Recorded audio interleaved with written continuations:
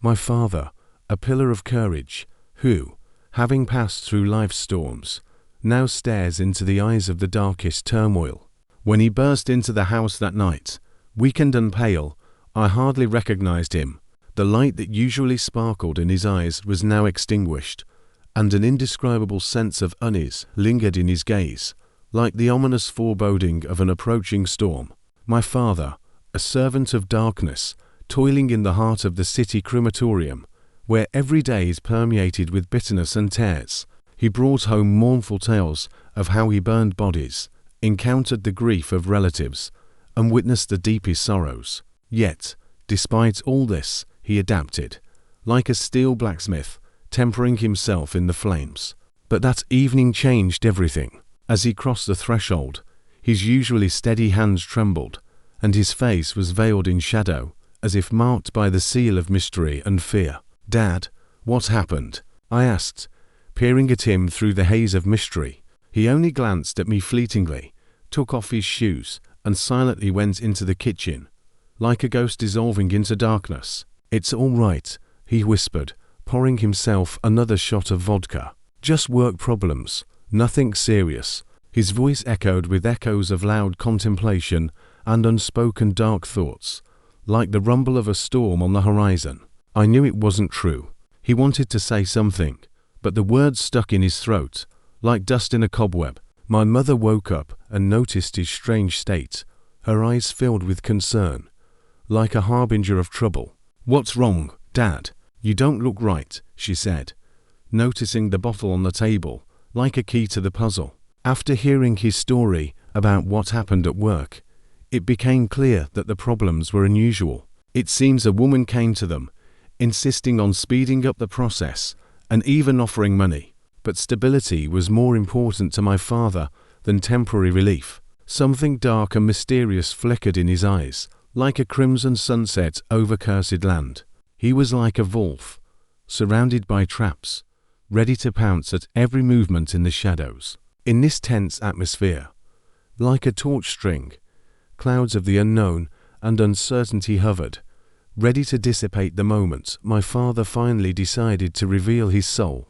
Well, I really didn't want to, but I refused once, I refused a second time, and when she looked at me the third time, I felt sick. "How do I explain that it's like I've ruined her whole life?" his mother asked again.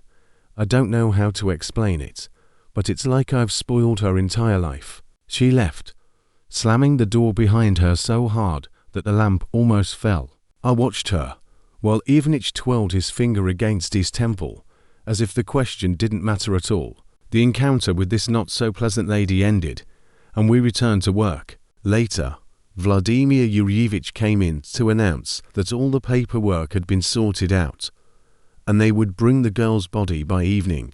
Well, all right, they'll bring it and let it be. Ivanich asked about the farewell and requiem, but I just pressed the button on the remote, sending another one into the furnace, as the boss had said. By evening, they brought the coffin, which was hard to call a coffin. It was just a wooden box made from leftover boards.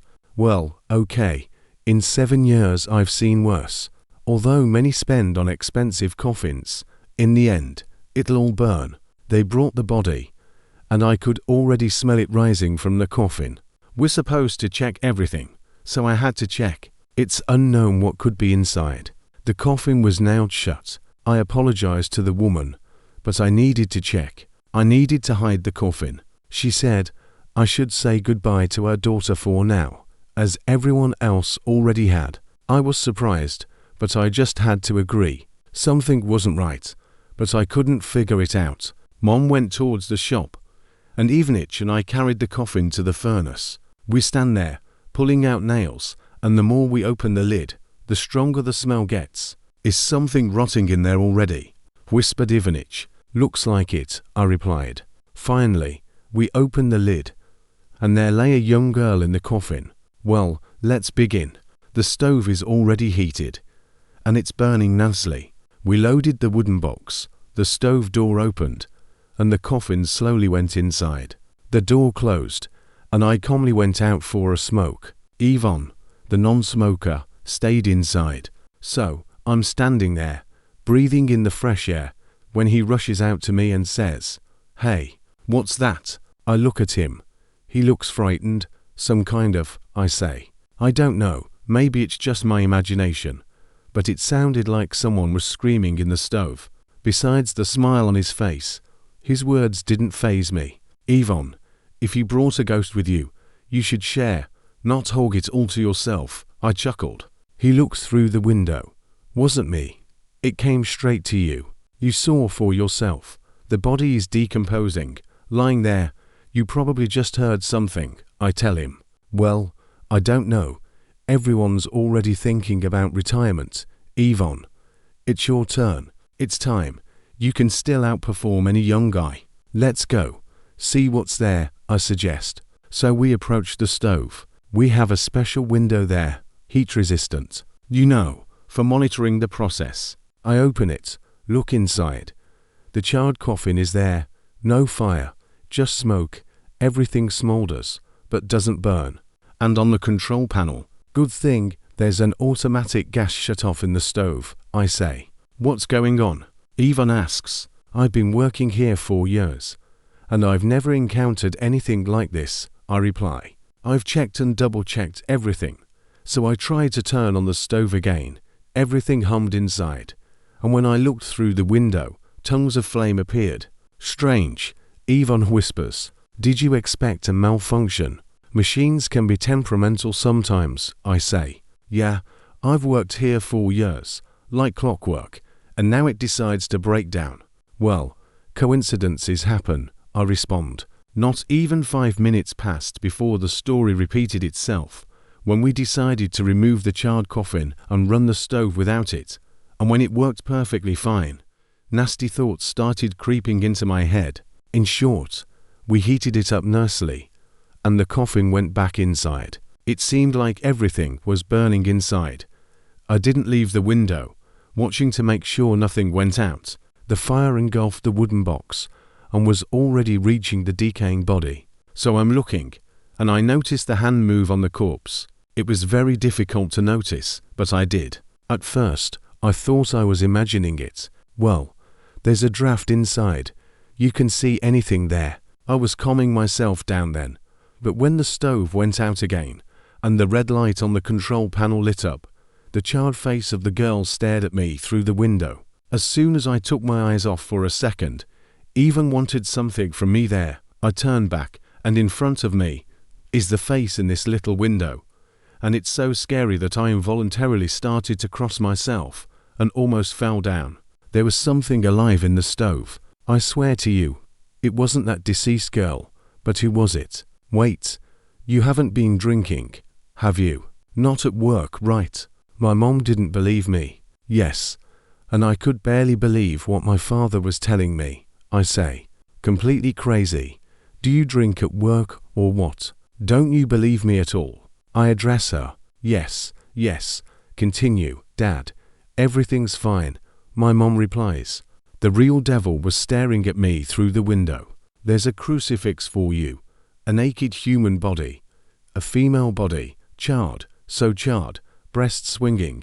A head firstly larger than a regular human's, and secondly, there were no eyes, no mouth, no nose on the face, all covered in charred skin, and the face itself seemed to be cut in half. Black in the middle, and in this blackness, it's as if worms are squirming. Yes, insects are different. Don't believe me. Just wait. 1 second, you'll believe me now. Father moves slowly toward the hallway, as if in slow motion, his hands slowly retrieving the phone from his pocket, as if it was something forbidden and dangerous. Bright light from the hallway flooded the room, creating an atmosphere of uncertainty and anticipation. When I showed the picture to my parents, my mother's voice sounded tinged with alarm, as if she sensed something unusual and ominous. I suppressed any doubts and fears, dismissing the thought of possible manipulation. There was no room for falsehood in this story. Why would Father stage a performance at work? His voice carried an incredible narrative, as if he were the hero of his own tale. We once again immersed ourselves in his story, as if in a dream, where reality merged with nightmare. What was that? Yvonne barked, breaking the silence, as if his voice tore through the veil of the unknown. Sounds emanated from the furnace, like the heartbeat of a monster trying to break through the walls of its dark sanctuary. "Turn it on, faster," Ivan shouted, his voice sounding like a verdict, and I felt my skin covered in cold sweat. Ivan pressed the button, and inside there was a wild roar, as if the soul of the crematorium was awakening to life. We stood as if rooted to the spot, like zombies, unable to move. I froze in horror for the first time, contemplating the apocalyptic landscape unfolding before my eyes. I don't know why we stood there, as if rooted to the spot, as if victims of inevitable fate. I whispered, feeling a cold wave of fear engulfing me completely. Father poured himself another shot of vodka, as if trying to forget what happened that day, but his eyes still remained filled with the horror of what was happening. We rushed out of the car and ran down the corridor, as if death breathed down our necks, ready to deliver a devastating blow at any moment, Father added, as if recalling the darkest day of his life. "So he crawled out through that small window?" I asked, trying to imagine this nightmare unfolding before my eyes.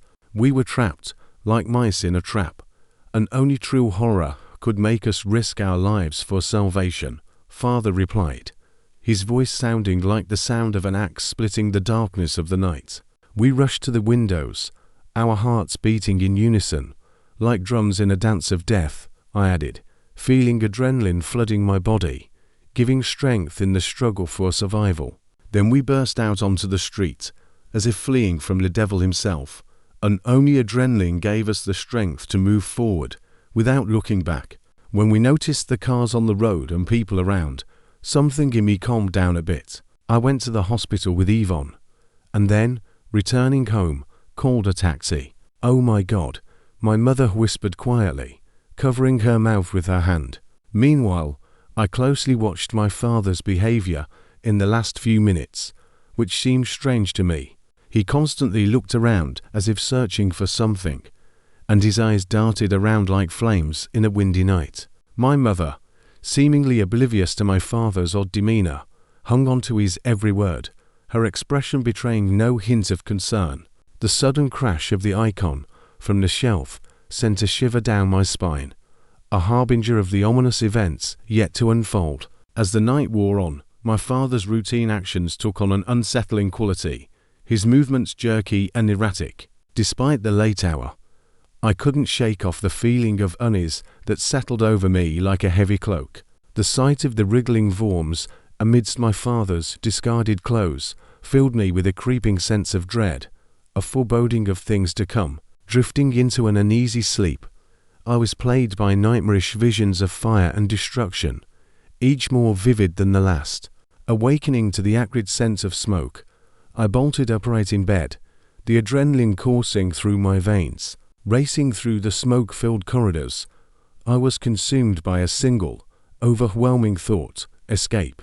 Amidst the chaos, the sound of sirens wailing in the distance provided a sliver of hope amidst the encroaching despair.